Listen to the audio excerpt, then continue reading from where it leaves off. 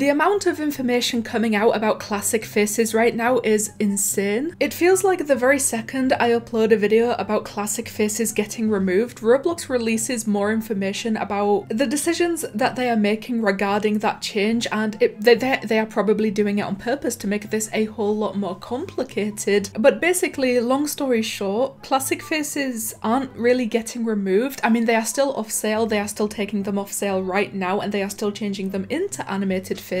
But there will be an option to get the classic version of that face back or something along those lines. I know, it's very complicated. They had absolutely no reason to be doing it in this way, and you do have to jump through like 50 million hoops just to reach the classic face again. But I guess the good news is they are kind of staying. There is going to be an option to use them again. I don't know, it's very complicated still, but it's an option. So before I forget, please make sure to leave a like on this video and subscribe if you haven't already done so, and very quickly, please join my Discord server. The invite code is ChloeGames and there is a link in the pinned comment. So okay, I mean, like I said, all of this is going to be very complicated and I have no idea why they are doing it in this way, but basically Roblox is adding the ability to disable dynamic heads and revert back to the classic face. GG. Yeah, I mean, GG kind of, because we got what we wanted in the end, but still, it's very complex way of doing something that could have been very simple by just not taking them off sale in the first place, and by creating a new version of those faces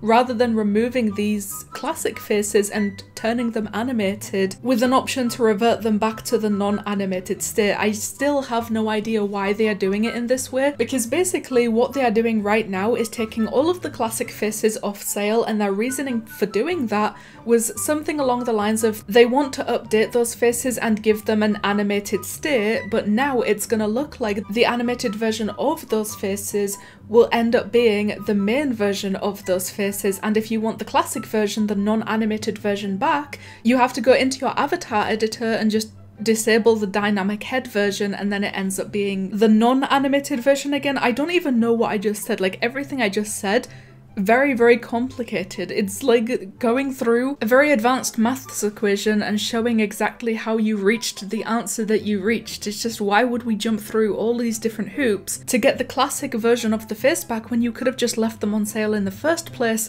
And if you wanted to animate those classic faces, just make a separate version of them. This is a very complicated, very weird way of doing things, and again, I don't know why they are doing it in this way. They just made things a whole lot harder for themselves, and also for anybody that now wants a non-animated face. So moving on, Bloxy News, they said newly discovered video showcases new features coming soon to the Roblox avatar editor, including the ability to refine your head's shape and style, adjust the position, rotation and size of accessories on your avatar's body.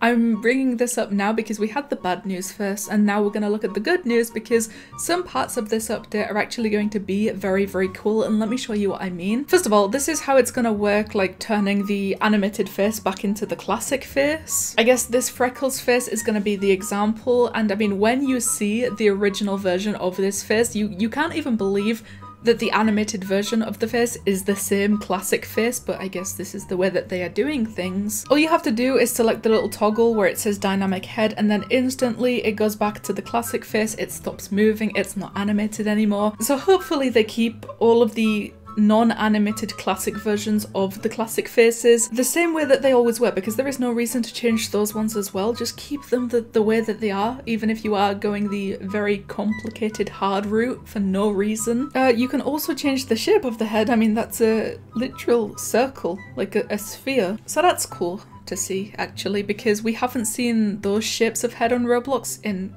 quite a while, actually, a very long time. But also accessory adjustment. This is probably my favorite part of the upcoming avatar editor updates. Basically, it allows you to change the position, X, Y, and Z, rotation and size of an accessory on your avatar's body. The example video shows you exactly what I don't need to explain. I mean, you can change the size of it, you can change how close it is to you, how far away it is to you, you can rotate it, you can basically, these accessories, you can choose where they go, how big they are, and where they are going to fit on your avatar so that they can like be perfect. Because, you know, sometimes if you have an accessory and you wear another accessory and both of them can end up clashing. So now that we can choose exactly where they go, the rotation of them, the size of them, it's adding a lot to the way that we can express our avatars, and I think Even though they are now complicating faces a lot, they are still upgrading other features to give us more expression. I mean, it's kind of like one step forward and two steps back, but still, I guess we can just focus on the forward. So please, the comments is the place to go. Tell me what you guys think about Roblox classic faces actually being back, but in a very, very complicated way. We have to do a lot of steps to get them back, but they're back. Thank you guys so much for watching, and I'll see you in the next one.